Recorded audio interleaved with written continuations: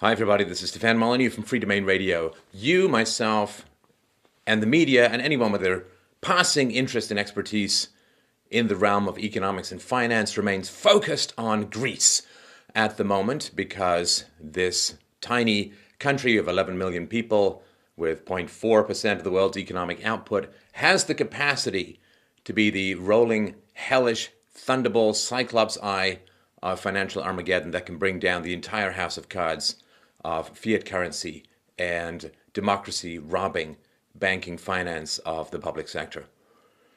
Why is everyone so focused on Greece at the moment? Because, my friends, Greece has the capacity to take down the financial system. And this is what everyone is so concerned about. Just a very, very brief overview.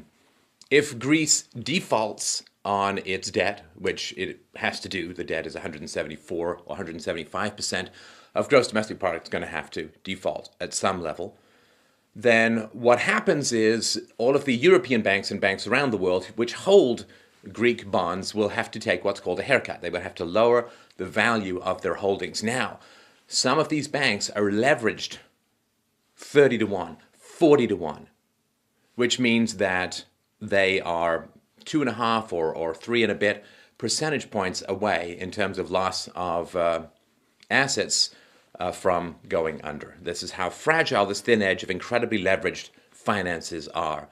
So what happens is most of the European banks have a requirement that they have assets that are worth 6% of their exposures. It used to be 8%, but not enough banks were passing that test, so then it went down to 6%. So what that means is if for every, say, $1 million that they lose in value, they have to unwind 18 or $19 million worth of holdings.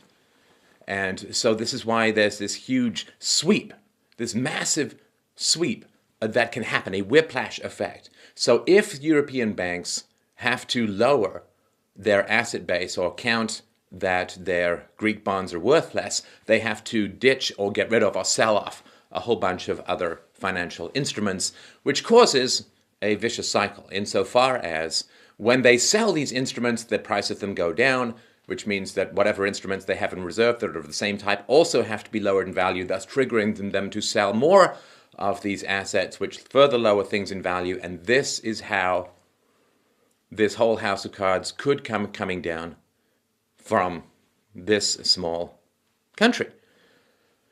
Now,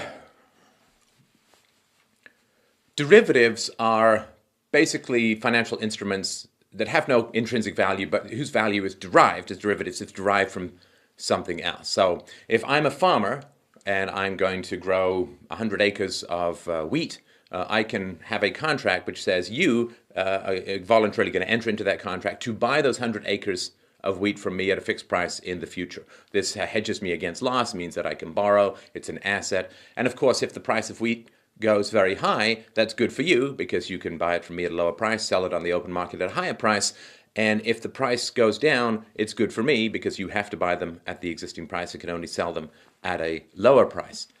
Now, Warren Buffett, the Oracle of Omaha, one of the most famous investors in the world, has called these derivatives financial weapons of mass destruction. And derivatives are massive, enormous, titanic. The world's GDP is $70 to $75 trillion. The derivatives and other associated financial instrument markets have been estimated to be, it's really hard, $710 trillion or 10 times the entire GDP of the world. I've heard double that in some areas as well. Deutsche Bank, of course, the German bank's derivatives exposure is the biggest in the world at $75 trillion, 20 times the size of the entire German GDP. Now, when the housing bubble burst back in the nightmare year in 2007, the total notional value of derivatives contracts around the world was about $500 trillion. And according to the Bank for International Settlements, right around now, the total notional value of derivatives contracts has ballooned to a staggering $710 trillion. And that is really astonishing. The Deutsche Bank has this exposure of $75 trillion, and that's about 100 times greater than the 522 billion euros in deposits, 5 times the entire GDP, and as I said, about the same, 5 times the GDP of Europe, about the same as the GDP of the world. And its leverage ratio is 3.1%, which means that it has 3.1 cents in assets for every dollar it has in contracts, liabilities.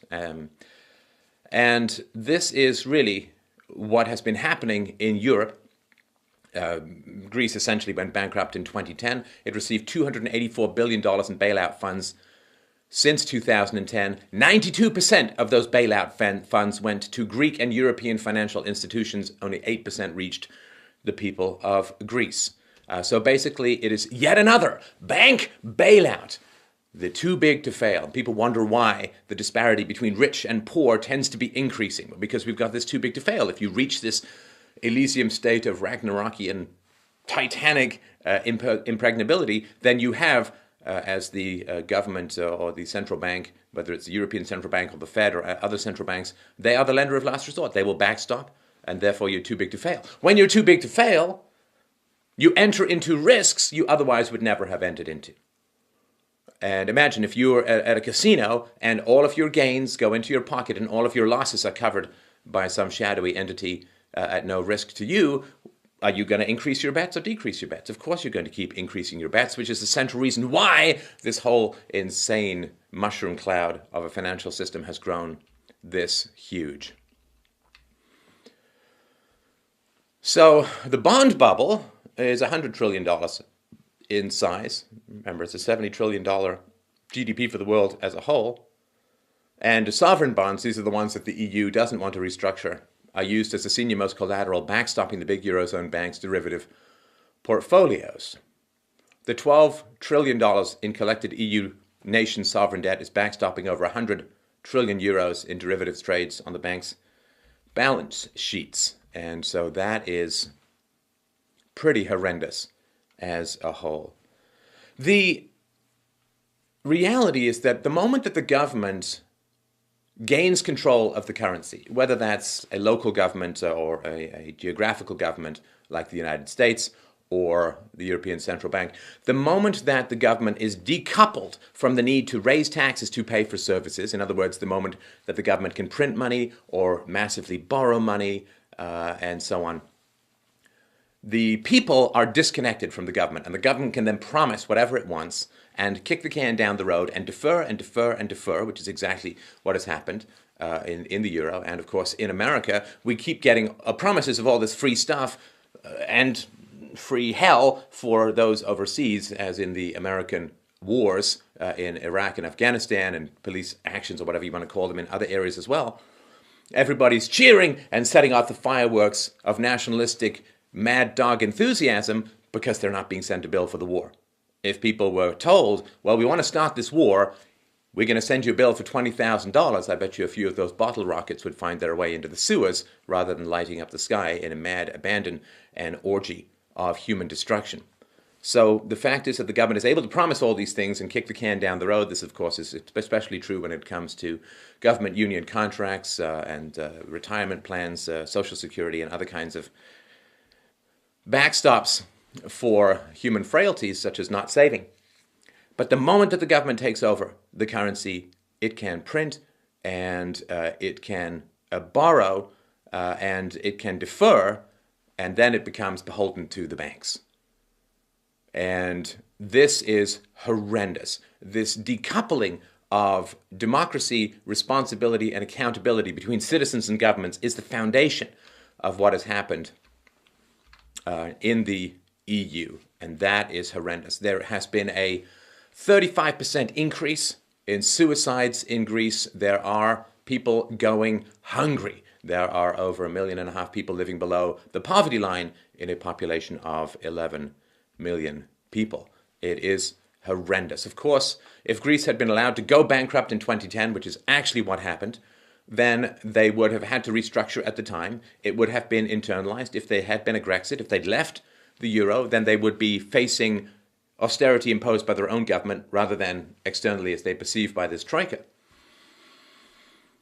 And they would have had their own sovereignty and their own decisions to make, and people would have been scared from lending, scared about lending or scared off from lending to the Greek government for maybe half a generation or a generation, which would have been healthy. It would have been hard, but it would have been at least relatively self-determined, and the temptation to continue to lend would have been diminished.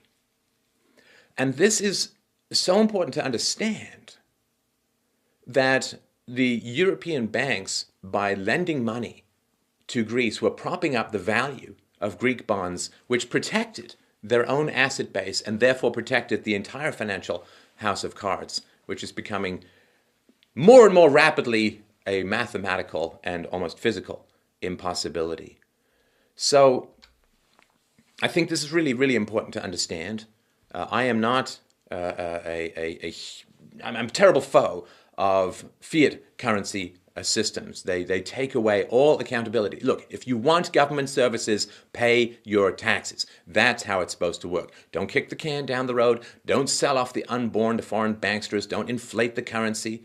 And in particular, that hurts the poor most of all. And to a large degree, now that Europe is engaging in what used to be called counterfeiting and then was called inflationary money printing, now is being called quantitative easing. That, of course, those euros hit the north first and then hit the south later, which means the south gets the brunt of the inflation. What is going to happen now is anybody's guess. Everybody has been backed into a corner by a ridiculous and escalating series of entirely rational in the moment, like smoking your next cigarette and having your next heroin hit, entirely rational in the moment, but entirely destructive in the long-term series of decisions. Will there be a purge of the financial system? Will a delusionary species of Western Europeans and North Americans and others around the world end up returning to the fold of mathematical and physical reality and approximating the human, necessary, important goal of living within your means? Well, that's going to happen sooner or later. The question is, do we hit the ground with the landing gear down or nose first? This is Stefan Molyneux for Free Domain Radio. Thank you so much for watching.